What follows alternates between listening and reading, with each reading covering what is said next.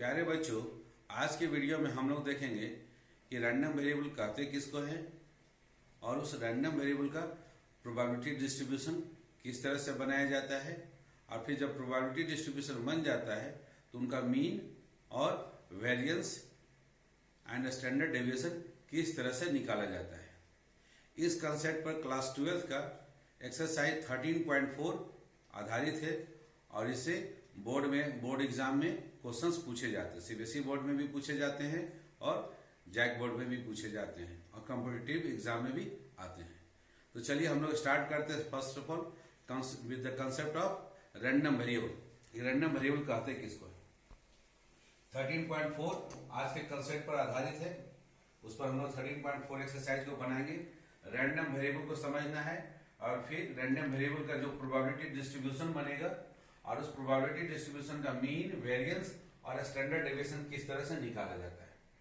तो सबसे पहले तो रैंडम वेरिएबल कहते किसको है, बहुत ही आसान है। और random variable is a real valued function. Random variable क्या है, रियल वैल्यूड फंक्शन है। रियल वैल्यूड फंक्शन हम लोग ऑलरेडी जानते हैं कि उस फंक्शन को बोलते हैं कि जिसका डोमेन क्या हो, रियल नंबर हो और जो रेंज आए वो भी एक रियल नंबर हो, तब उस फंक्शन को हम लोग बोलते हैं रियल वैल्यूड फंक्शन। तो रैंडम वेरिएबल जो है वो एक रियल वैल्यूड फंक्शन है, अर्थात रैंडम वेरिएबल का जो वैल्यू आएगा वो रियल नंबर आएगा। और इस रियल वैल्यूड फंक्शन का डोमेन क्या है, उस domain is the sample space. उसका जो डोमेन है वो सैंपल स्पेस है ऑफ अ रैंडम एक्सपेरिमेंट। कोई भी आप रैंडम एक्सपेरिमेंट लेते हैं, उस रैंडम एक्सपेरिमेंट का कोई ना कोई सैंपल स्पेस होगा और यही सैंपल स्पेस डोमेन का काम करता है। डोमेन कहने का मतलब वो ऑब्जेक्ट का काम करता है रैंडम वेरिएबल के लिए।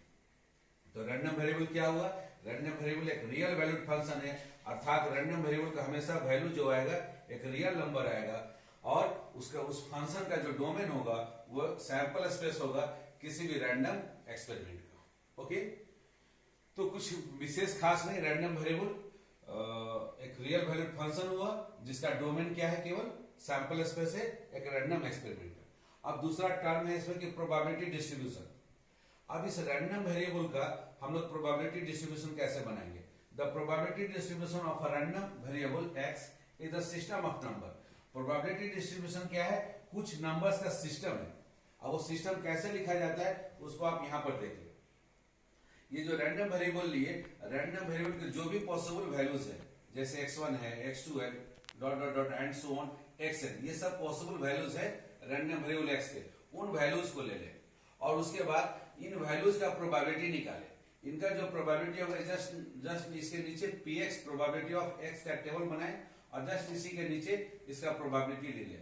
अर्थात x1 इवेंट होने का जो प्रोबेबिलिटी है उसको px1 आप निकाल के लिख ले, फिर x2 इवेंट होने का जो प्रोबेबिलिटी है px2 उसके नीचे लिख ले एंड सो ऑन। इसी तरह से उसी प्रकार से xn होने का जो प्रोबेबिलिटी होगा pxn उसको इसके नीचे लिख ले। और इस तरह का जो टेबल बना दिए तो इसी को हम लोग बोलते हैं, इसको हम लोग बोलते हैं सिस्टम ऑफ नंबर्स।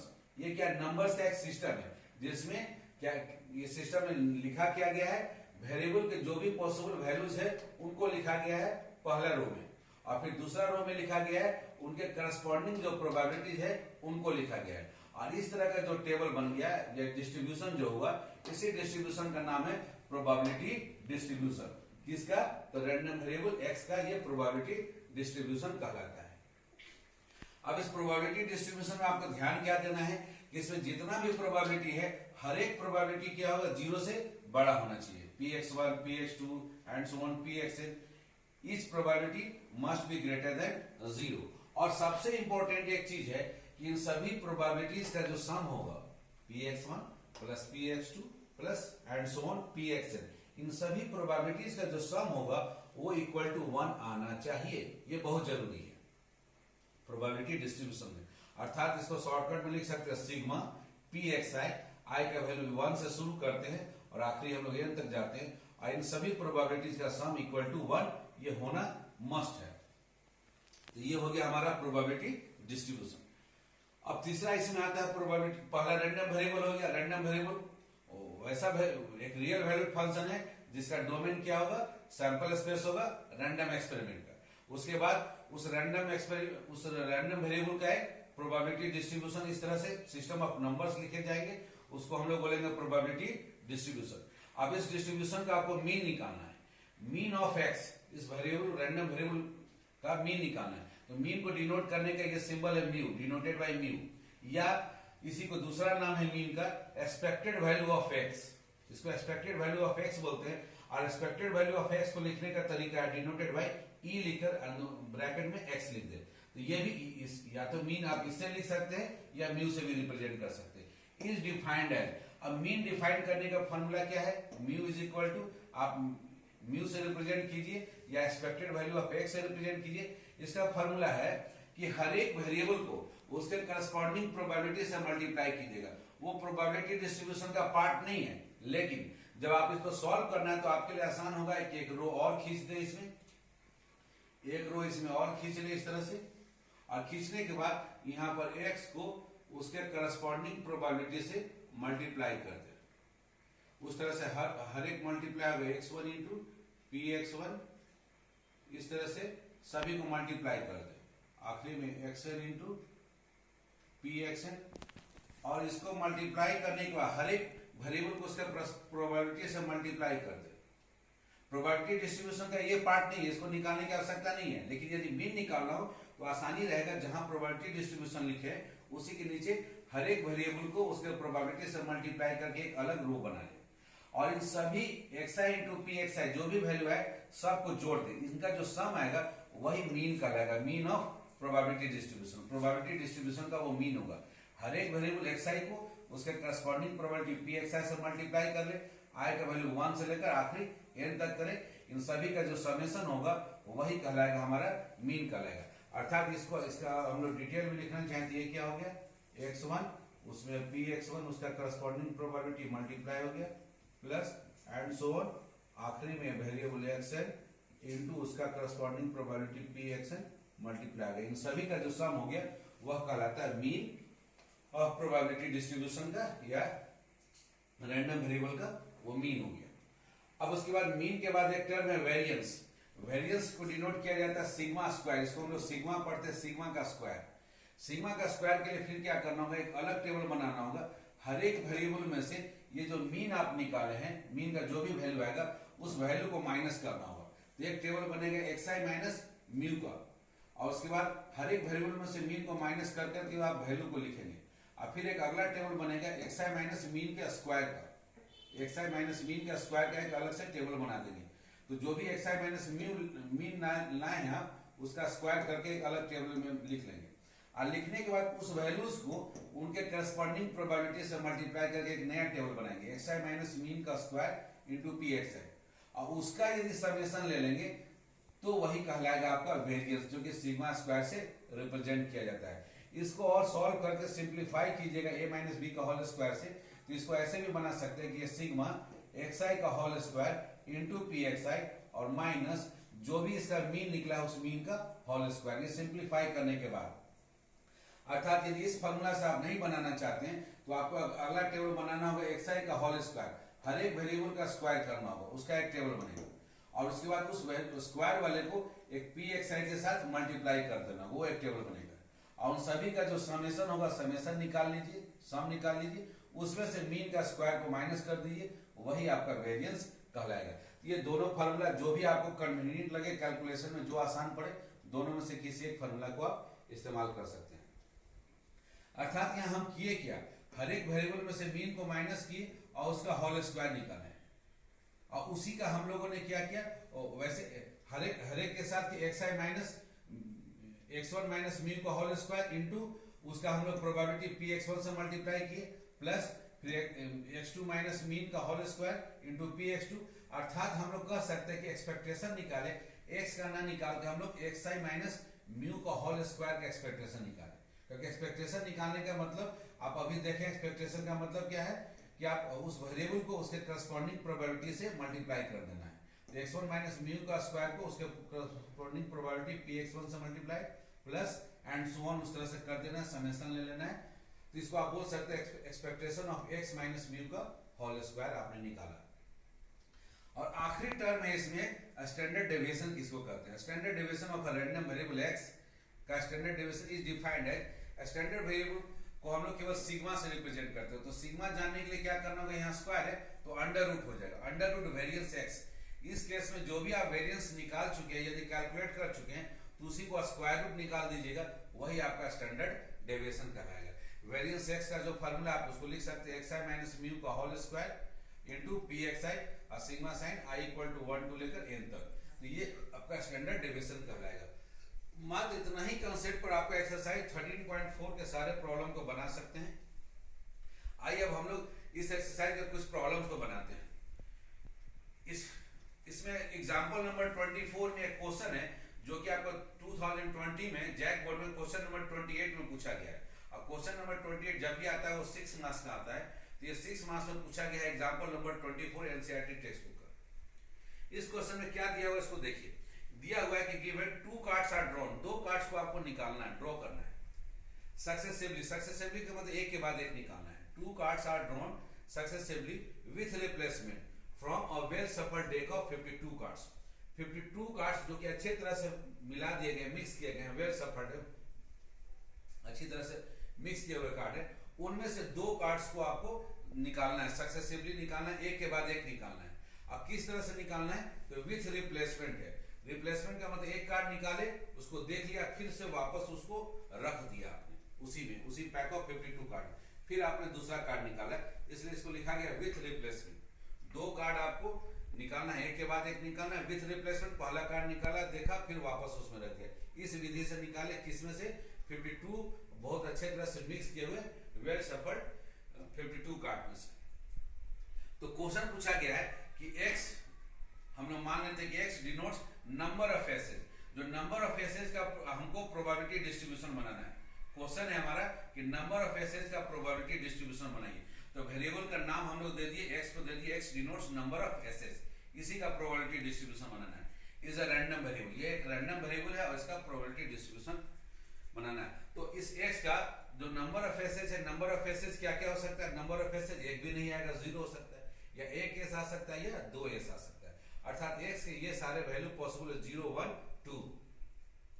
चूंकि हम लोग पहला since draws are done with replacement, जो हम लोग ड्रॉ कर रहे हैं, कार्ड निकाल रहे हैं, फिर उसको वापस रख दे रहे हैं, विथ रिप्लेसमेंट के साथ कर रहे हैं। सो दैट 2 ड्रॉज, जो 2 ड्रॉ कर रहे हैं, पहला के बाद फिर दूसरा कर रहे हैं, वो क्या होंगे, आपस में इंडिपेंडेंट एक्सपेरिमेंट होंगे। अर्थात दूसरी बार क्या निकलेगा वो पहले पर डिपेंड नहीं करेगा, क्योंकि यदि पहला आप रिप्लेस नहीं करते, उसको निकाल के बाहर रख लेते, विदाउट रिप्लेसमेंट रहता, तब तो वो डिपेंडेंट हो जाता, उसको डिपेंड करना पड़ता है कि आखिर पहला कार्ड क्या निकला। लेकिन चूंकि निकाला आपने, देखा और फिर वापस रख दिया, तो इसलिए दूसरी बार जो निकलेगा वो पहले पर डिपेंड नहीं करेगा। इसलिए ये 2 कार्ड ड्रॉ करने का जो इवेंट है वो इंडिपेंडेंट एक्सपेरिमेंट है। अब आइए, probability of x equal to 0, मतलब एक भी s नहीं है इसका प्रोबेबिलिटी, एक भी s नहीं है इसका मतलब प्रोबेबिलिटी ऑफ पहला जो निकाला वो भी नॉन s निकले, एंड दूसरा जो निकाला वो भी नॉन s निकले। अब इसको शॉर्टकट में निकलेंगे p a not, a for s, a not कर दिए तो not s and not s। अब चूंकि दोनों क्या है, इंडिपेंडेंट इवेंट है, कोई किसी पर डिपेंड नहीं कर रहा है, तो probability of a intersection b क्या होता है, प्रोडक्ट रूल से, मल्टीप्लिकेशन रूल से इन दोनों का प्रोडक्ट हो जाएगा। प्रोबेबिलिटी ऑफ a बार मतलब probability of not s into probability of not s। तो नॉट s टोटल 52 कार्ड में से 4 कार्ड s हैं, बाकी 48 क्या नॉट s है, तो 48/52। उसी तरह से दूसरा भी चूंकि निकाल के पहला कार्ड उसमें रख दिए, तो 48 फिर से आपके पास नॉन s है और डिवाइडेड बाय 52। इसको सॉल्व कीजिए, 4 से कैंसिल कीजिए तो 12/13 इंटू 12/13 आपका आंसर हो जाएगा 144 डिवाइडेड बाय 169, जब एक भी s नहीं निकलेगा। अब है दूसरा कि आपको एक s निकले, तो जब एक s निकले तो यहाँ पॉसिबिलिटी है कि पहला s निकले एंड दूसरा आपको नॉन s निकले, अथवा ऐसा हो सकता है कि पहला ही नॉन s निकले और दूसरा आपको क्या निकल जाए, s निकल जाए। अर्थात p हम इंटरसेक्शन ना लिखे, इसको डायरेक्ट a s निकल जाए एंड नॉट s निकले, प्लस पहला ही नॉन s निकले एंड दूसरा s निकले। और इन दोनों में चूंकि कॉमन कुछ नहीं है, म्यूचुअली एक्सक्लूसिव है, इसलिए अब चूंकि यहाँ और था इसलिए इंटरसेक्शन पार्ट उसका क्या हो गया, 0 हो गया। अब ये दोनों आपस में इंडिपेंडेंट इवेंट, इसलिए इन दोनों का प्रोडक्ट हो गया। अब आप देखिएगा pa इंटू pa बार, ये 2 बार लिया गया है, इसलिए 2 टाइम्स इसको लिख दिया गया pa इंटू pa बार। 2 टाइम्स s आने का प्रोबेबिलिटी 4 s है, तो 4 डिवाइडेड बाय 52, और s नहीं आने का प्रोबेबिलिटी 52। तो 4 से 52 को कैंसिल किए तो 13 टाइम्स 2 इंटू 1/13, और 4 से 48 और 52 को कैंसिल किया 12/13। आंसर हो गया 12 टू 24 डिवाइडेड बाय 169। तो एक एस आने का ये प्रोबेबिलिटी हो गया। अब आखिरी रह गया कि दो एस आने का, मतलब पहला में भी एस आएगा एंड दूसरा में भी एस आएगा। पहला अर्थात probability of S and S, इसको शॉर्ट में पी ए भी लिख सकते हैं, इंटरसेक्शन लिखने की आवश्यकता नहीं है। तो अब फिर अगेन इंडिपेंडेंट इवेंट होने की वजह से इन दोनों का प्रोडक्ट एस आने का प्रोबेबिलिटी है 4 है 4/52, अगेन 4/52। इसको सॉल्व किया 1/13 इंटू 1/13, सॉल्व करने से आ गया 1/169। अब हमको प्रोबेबिलिटी डिस्ट्रीब्यूशन लिखना है, probability distribution of number of aces, यही क्वेश्चन है, find the probability distribution of number of aces. तो प्रोबेबिलिटी डिस्ट्रीब्यूशन का मतलब एक टेबल बनाइए, सिस्टम ऑफ नंबर्स बनाइए, वेरिएबल एक्स के क्या क्या वैल्यू पॉसिबल है, नंबर ऑफ एसेस 0 हो सकता है, 1 हो सकता है, 2 हो सकता है, और उसके करस्पॉन्डिंग प्रोबेबिलिटी का एक टेबल बनाए। 0s आने का प्रोबेबिलिटी क्या हो गया 144/169, 1s आने का प्रोबेबिलिटी क्या होगा 24/169, और दोनों s आने का प्रोबेबिलिटी क्या हो जाएगा 1/169। तो ये हो गया हमारा प्रोबेबिलिटी डिस्ट्रीब्यूशन। ये 6 मार्क्स का क्वेश्चन 2020 में क्वेश्चन नंबर 28 में जैक बोर्ड में पूछा गया था, जो कि एनसीईआरटी टेक्स्ट बुक में एग्जांपल नंबर 24 में समझाया गया है। अच्छा, अब ये जो प्रोबेबिलिटी डिस्ट्रीब्यूशन हम लोगों ने बना लिया, इसमें आप इस प्रोबेबिलिटी डिस्ट्रीब्यूशन में आप देखेंगे कि जितना भी प्रोबेबिलिटी आया है इनका सम यदि आप जोड़ कर देखेंगे 144 + 24 + 1 जोड़ेंगे तो ये 169 डिवाइडेड बाय 169, ये सम ऑफ प्रोबेबिलिटी इक्वल टू 1 आएगा। ये नेसेसरी कंडीशन है, और कोई भी प्रोबेबिलिटी आप देखें तो हर एक प्रोबेबिलिटी ग्रेटर देन 0 है, कोई भी नेगेटिव नहीं है, इसलिए ये प्रोबेबिलिटी डिस्ट्रीब्यूशन सही है। आइए एक और क्वेश्चन हम लोग 2019 का जैक बोर्ड का ही बनाते हैं, क्वेश्चन नंबर 28 में पूछा गया है। इस क्वेश्चन में क्या दिया गया है, दिया गया है कि given 20% of the bulbs are produced by a machine are defective. एक मशीन के द्वारा जो बल्ब प्रोड्यूस किया जा रहा है उसका 20% बल्ब क्या है डिफेक्टिव है। तो डिफेक्टिव बल्ब का प्रोबेबिलिटी क्या हो जाएगा, probability of D for defective, तो 20 आउट ऑफ 100, ये प्रोबेबिलिटी हो जाएगा 1/5।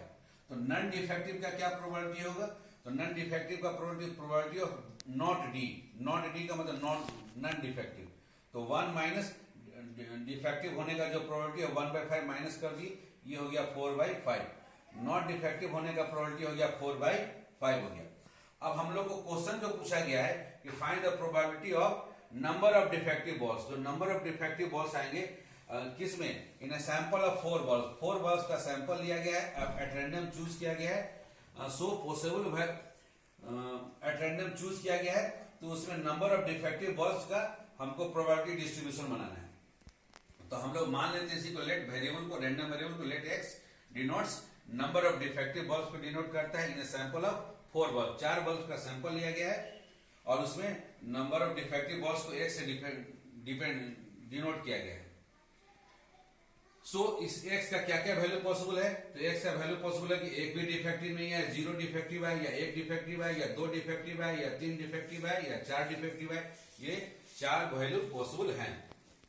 अब आइए x इक्वल टू 0 का मतलब एक भी डिफेक्टिव नहीं है 4 सैंपल में, मतलब पहला भी नॉन डिफेक्टिव, दूसरा भी निकाले तो वो भी नॉन डिफेक्टिव, तीसरा निकाले वो भी नॉन डिफेक्टिव, चौथा निकाले वो भी नॉन डिफेक्टिव। और चूंकि ये क्या है इंडिपेंडेंट डिफेंड है, पहला जो निकला वो दूसरे पर डिपेंड नहीं करता, दूसरा तीसरे पर डिपेंड नहीं करता, इसलिए इन सभी का प्रोडक्ट। और नॉन डिफेक्टिव का वैल्यू 4/5 को मल्टीप्लाई कर दिए तो 256/625। उसके बाद एक डिफेक्टिव आने का, तो एक डिफेक्टिव आने का हो सकता है कि पहला डिफेक्टिव निकले बाकी 3 नॉन डिफेक्टिव निकले, या पहला नॉन डिफेक्टिव निकला दूसरी बार में डिफेक्टिव निकला और बाकी दोनों नॉन डिफेक्टिव निकला, या फर्स्ट 2 टाइम्स में नॉन डिफेक्टिव निकला और थर्ड में डिफेक्टिव निकला, चौथा में नॉन डिफेक्टिव, या शुरू के 3 टाइम्स में नॉन डिफेक्टिव निकला और आखिरी में जाकर डिफेक्टिव निकला। तो ऐसे आप इसमें अगेन फिर इसमें आपस में कोई भी कॉमन नहीं है, म्यूचुअली एक्सक्लूसिव इवेंट्स हैं, और म्यूचुअली एक्सक्लूसिव इवेंट्स हैं इसलिए इंटरसेक्शन पार्ट 0 हो जाएगा। उसका इन चारों का फिर क्या हो जाएगा, चारों का फिर सम हो जाएगा, फॉर्मूला से। और उसके बाद चूंकि इंडिपेंडेंट होने की वजह से इन चारों का प्रोडक्ट, तो चारों का प्रोडक्ट लीजिएगा तो probability of defective, non defective, non defective, non defective, और ये बात 4 बार आए तो 4 से मल्टीप्लाई कर दिए तो 4 इंटू प्रोबेबिलिटी ऑफ डिफेक्टिव का लिख दिया 1/5 into 4/5 into 4/5 into 4/5, again solve किया तो 256/625 है। अब ये क्वेश्चन उठता है कि भाई इतना बार बार हम लोग, पहला बार में डिफेक्टिव आया, दूसरे फिर हम अथवा लिए, दूसरी बार में डिफेक्टिव आया, तीसरे बार में आया, अगर इसमें 4 से ज्यादा रहता तो कैसे निकालते? तो उसके लिए हम लोग परम्यूटेशन कॉम्बिनेशन का यूज कर सकते हैं कि टोटल 4 सैंपल है और 4 सैंपल में एक हमको डिफेक्टिव चूज करना है, तो 4 में एक चूज करने का इसका फॉर्मूला लगाइएगा फैक्टोरियल 4 डिवाइडेड बाय 4 - 1 फैक्टोरियल 3, तो इसका वैल्यू आ जाएगा 4, तो यही 4 हो गया। मतलब ये आपस में कितने तरीका से इंटरचेंज होंगे इनका परम्यूटेशन, तो वो हो जाएगा आपका 4p1 और 4p1 का वैल्यू आएगा 4, अब बाकी तो किसी एक का लीजिएगा, एक डिफेक्टिव और बाकी 3 नॉन डिफेक्टिव का प्रोडक्ट हो जाएगा इंडिपेंडेंट इवेंट होने की वजह से। उसी प्रकार से इससे पहले वाले केस में जब एक भी डिफेक्टिव नहीं तो 4p0 को सॉल्व किए तो एक ही केस आएगा, अब बाकी चारों क्या है आपका नॉट डिफेक्टिव का केस है। अब आइए दो डिफेक्टिव थोड़ा कॉम्प्लिकेटेड हो जाता है, फर्स्ट 2 टाइम्स डिफेक्टिव और आखिरी 2 टाइम नॉन डिफेक्टिव, या पहला डिफेक्टिव नॉन डिफेक्टिव फिर डिफेक्टिव नॉन डिफेक्टिव, या पहला डिफेक्टिव दूसरा नॉन डिफेक्टिव, इसमें इंटरचेंज कर दें, ये नॉन डिफेक्टिव और फिर डिफेक्टिव। अब हम लोग फर्स्ट को ही चेंज करें, नॉन डिफेक्टिव दूसरा नॉन डिफेक्टिव, तो उसमें आखिरी 2 डिफेक्टिव होगा, या पहला नॉन डिफेक्टिव और दूसरा को डिफेक्टिव कर दे तो आखिरी 2 हमारा डिफेक्टिव नॉन डिफेक्टिव हो सकता है, या आखिरी 2 हमारा नॉन डिफेक्टिव और डिफेक्टिव हो सकता है। इस तरह से अगेन क्या कितने सारे पॉसिबिलिटी आएंगे उसको जानने के लिए 4 है टोटल, और 4 में से 2 डिफेक्टिव आपको चूज करना है, तो 4p2 डिवाइडेड बाय, चूंकि दोनों सेम है तो सेम होने की वजह से 2 का फैक्टोरियल से हमने डिवाइड कर दिया, इसको सॉल्व करेंगे तो इसका वैल्यू आ जाएगा आपको 6 टाइम्स। तो 6 टाइम्स क्या होगा, 6 टाइम्स में 2 बार डिफेक्टिव और 2 बार नॉट डिफेक्टिव, चूंकि इंडिपेंडेंट इवेंट है इनके प्रोडक्ट होंगे, तो 6 times probability of defective into probability of defective into probability of non defective into probability of non defective, और सभी का वैल्यू लिखते हैं 6 इंटू 1/5 डिफेक्टिव आने का, फिर 1/5 डिफेक्टिव आने का यहाँ पर दिया हुआ है, और नॉट डिफेक्टिव आने का 4/5 इंटू 4/5 सॉल्व किए तो 96/625। तीसरा केस है कि हो सकता है कि हमको 3 डिफेक्टिव मिले, तो उसमें अगेन पॉसिबिलिटी है शुरू का तीनों डिफेक्टिव उसके बाद नॉट डिफेक्टिव, या शुरू का 2 डिफेक्टिव थर्ड वाला नॉन डिफेक्टिव चौथा डिफेक्टिव, या फर्स्ट डिफेक्टिव दूसरा नॉन डिफेक्टिव और बाकी का 2 डिफेक्टिव, या पहला ही नॉन डिफेक्टिव बाकी का 3 डिफेक्टिव निकले। तो यहाँ अगेन इस तरह से देखिएगा कि 3 डिफेक्टिव का प्रोडक्ट और एक नॉन डिफेक्टिव का प्रोडक्ट, ये 4 बार आए तो 4 टाइम्स इसको लिख दिया गया, 4 टाइम्स इनके वैल्यू को लिखा गया, सॉल्व किया गया 16/625, या अगेन 4 में से 4 ट्रायल में से 3 आपको डिफेक्टिव लेना है, तो 4 में से 3 चूज करने का तरीका हो गया 4p3 को सॉल्व कीजिएगा तो हो जाएगा वैल्यू 4 इंटू बाकी का आपका डिफेक्टिव 3 बार डिफेक्टिव और 1 बार नॉन डिफेक्टिव। ये परम्यूटेशन कॉम्बिनेशन की मदद से भी बना सकते हैं, या छोटे इवेंट्स है तो आप इस तरह से भी बना सकते हैं। और आखिरी केस है कि चारों डिफेक्टिव निकल जाए, तो पहला भी डिफेक्टिव दूसरा भी तीसरा भी चौथा भी डिफेक्टिव, तो अगेन इंडिपेंडेंट इवेंट होने की वजह से चारों का प्रोडक्ट, चारों का वैल्यू लिख दिया, उसको प्रोडक्ट निकाल लिए तो 1/625। आप फॉर्मूला यूज करेंगे तो 4 में से 4 आपको चूज करना है, अरेंज करना है, चूज नहीं करना क्योंकि यहाँ पर अरेंजमेंट है, अरेंजमेंट चेंज होने से काउंटिंग चेंज हो जाएगा, into 4p4 into probability of defective into probability of defective into probability of defective into probability of defective, और इनको सॉल्व करने से ही वैल्यू 1/625 आएगा। अब वही प्रोबेबिलिटी डिस्ट्रीब्यूशन निकालना था किसका, नंबर ऑफ डिफेक्टिव बॉल्स का, तो इसका डिस्ट्रीब्यूशन का टेबल बनाइए, नंबर ऑफ डिस्ट्रीब्यूशन टेबल बनाइएगा, नंबर ऑफ डिफेक्टिव बॉल, तो नंबर ऑफ डिफेक्टिव बॉल आपको 0 आ सकता है, 1 आ सकता है, 2 आ सकता है, 3 आ सकता है, 4 आ सकता है। 0 डिफेक्टिव बॉल आने का पहला केस है, उसका प्रोबेबिलिटी है 256/625। 1 डिफेक्टिव आने का, इसका भी प्रोबेबिलिटी है 256/625। 2 डिफेक्टिव आने का प्रोबेबिलिटी है, 2 डिफेक्टिव आने का है 96/625।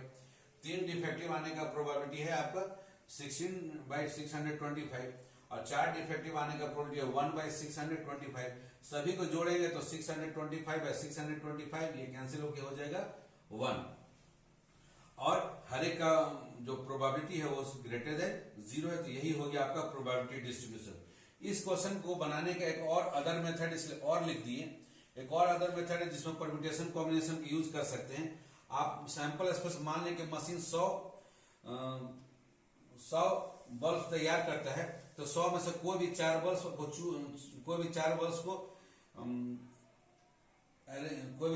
को अरेंज करने का तरीका जो होगा 100, चूज करने का जो तरीका वो 100C4 होगा। और उस ये हो गया सैंपल स्पेस, 100 में से 4 को चूज करने का तरीका हो गया 100C4। और वो चारों का चारों पहला केस में क्या आ जाए, नॉट डिफेक्टिव। तो नॉन डिफेक्टिव हमारे पास 80 है, 80 में से कोई भी 4 चूज कर लीजिएगा तो वो नॉन डिफेक्टिव आएगा। इसको सॉल्व कीजिएगा तो यही ऊपर का वैल्यू आपको प्राप्त होगा। और दूसरा केस है कि एक हमारा डिफेक्टिव निकले, तो डिफेक्टिव है हमारे पास 20, तो 20 में से एक को चूज करने का 20C1 इंटू फिर बाकी का 3 चूज करना होगा नॉन डिफेक्टिव में से 80C3 डिवाइडेड बाय 100 में से कोई भी 4 को हम लोग चूज कर सकते हैं। इसको सॉल्व कीजिएगा, ये जस्ट ऊपर वाला वैल्यू 256/625 प्राप्त होगा। या दूसरा आप कर सकते हैं, जब आपको 2 डिफेक्टिव चूज करना है तो 20 डिफेक्टिव में से कोई भी 2 डिफेक्टिव सेलेक्ट कर सकते हैं, और उस समय 2 नॉन डिफेक्टिव 80 में से कोई भी 2 सेलेक्ट कर सकते हैं 80C2 डिवाइडेड बाय 100C4 होगा। और यदि 3 डिफेक्टिव चूज करना है तो 20 डिफेक्टिव में से कोई भी 3 20C3 और बचा आपको 80 आपका नॉन डिफेक्टिव है, 80 में से एक आप नॉन डिफेक्टिव चूज कर सकते हैं डिवाइडेड बाय 100C4। इसको सॉल्व करने से 16/625 आएगा। या चारों डिफेक्टिव चूज करना है तो 20 डिफेक्टिव में से 4 defective 20C4 divided by 100C4, इसको सॉल्व कीजिएगा तो 1/625 आएगा। तो यही आपका हो गया प्रोबेबिलिटी डिस्ट्रीब्यूशन। इस तरह से आप प्रोबेबिलिटी डिस्ट्रीब्यूशन बनाकर आप 6 मार्क्स क्वेश्चन को सॉल्व कर सकते हैं। आइए बच्चों, अब 13.4 का ही हम लोग क्वेश्चन नंबर 1 को बनाते हैं। और इसमें पूछा गया है कि टेबल दिया गया है 4 क्वेश्चन में, और चारों क्वेश्चन में बोला कि कौन प्रोबेबिलिटी डिस्ट्रीब्यूशन है और कौन नहीं है। तो पहले वाले केस में वेरिएबल का वैल्यू दिया गया है और उसका करस्पॉन्डिंग प्रोबेबिलिटी दिया गया है। तो पहला वाला में प्रोबेबिलिटी डिस्ट्रीब्यूशन है, क्योंकि जितना भी ये जो प्रोबेबिलिटी दिया है सभी ग्रेटर देन 0 है और उनका सम इक्वल टू 1 है। दूसरा केस में प्रोबेबिलिटी डिस्ट्रीब्यूशन नहीं है, क्योंकि जब वेरिएबल x इक्वल टू 3 का प्रोबेबिलिटी निकालिएगा, वहां पर देखिएगा, वहां पर लिखा हुआ है -0.1, और हम लोग जानते हैं कि किसी भी इवेंट का प्रोबेबिलिटी नेगेटिव नहीं होगा, इसलिए यह प्रोबेबिलिटी डिस्ट्रीब्यूशन संभव नहीं है। तीसरा केस में भी प्रोबेबिलिटी डिस्ट्रीब्यूशन सही संभव नहीं है, क्योंकि जब सम ऑफ प्रोबेबिलिटी सभी प्रोबेबिलिटी का सम निकालते हैं तो वो आ जाता है 0.9, जबकि आना चाहिए था 1। 0.9 1 के बराबर नहीं है, इसलिए ये भी प्रोबेबिलिटी डिस्ट्रीब्यूशन थर्ड केस में संभव नहीं है। और चौथा और आखिरी केस है वो भी प्रोबेबिलिटी डिस्ट्रीब्यूशन संभव नहीं है, क्योंकि यहाँ प्रोबेबिलिटी का सम निकालते हैं तो 1.05 आ जाता है, जबकि आना चाहिए 1। तो बच्चों आपने देखा कि प्रोबेबिलिटी डिस्ट्रीब्यूशन का बहुत ही थोड़ा सा कॉन्सेप्ट है। यहाँ पर है एक रैंडम वेरिएबल। रैंडम वेरिएबल का मतलब एक रियल वैल्यूड फंक्शन जिसका डोमेन क्या होना चाहिए, सैंपल स्पेस होना चाहिए। उसके बाद रैंडम वेरिएबल का probability distribution system of numbers है, जिसमें रैंडम वेरिएबल के जो भी पॉसिबल वैल्यू उनको लिख दीजिए और उनके करस्पॉन्डिंग प्रोबेबिलिटी निकाल के उनको एक टेबल के रूप में लिख दीजिए, वो उसका प्रोबेबिलिटी डिस्ट्रीब्यूशन हो जाएगा। फिर मीन निकालना है तो सिग्मा हर एक वेरिएबल को उसका प्रोबेबिलिटी से मल्टीप्लाई करके उनका समेशन ले लीजिए, वही हो जाएगा उसका मीन। और उसके बाद वेरिएंस निकालना है तो हर एक वेरिएबल में से मीन को माइनस करके उसका स्क्वायर कीजिए और उसके करस्पॉन्डिंग प्रोबेबिलिटी से मल्टीप्लाई कर दीजिए और सबका समेशन ले लीजिए। या नहीं तो हर एक वेरिएबल का स्क्वायर कीजिए और उसके करस्पॉन्डिंग प्रोबेबिलिटी से मल्टीप्लाई करके उसका समेशन निकालिए और उसमें से माइनस मीन का स्क्वायर को माइनस कर दीजिए, वो आपका वेरिएंस हो जाएगा। या इसको expectation of variable x minus mean का होल स्क्वायर भी कह सकते हैं, जो पहला लिखा गया है उसी पर बेस्ड है। और स्टैंडर्ड डेविएशन निकालना है तो जो भी आप वेरिएंस निकाले उसी को अंडर रूट लिख दें, वो आपका स्टैंडर्ड डेविएशन कहलाता है रैंडम वेरिएबल x का। तो मात्र इतना ही सा कॉन्सेप्ट है और इस पर बेस्ड है पूरा का पूरा 13.4। आइए हम लोग और कुछ न्यूमेरिकल्स को बनाते हैं। क्वेश्चन नंबर 8 उसी 13.4 एक्सरसाइज का बनाना है। इसमें एक प्रोबेबिलिटी डिस्ट्रीब्यूशन इस तरह से दिया गया है और इसमें पहला क्वेश्चन पूछा गया कि इसमें k का वैल्यू बनाए। तो आप जानते हैं कि सभी प्रोबेबिलिटी का सम इक्वल टू क्या होना चाहिए 1।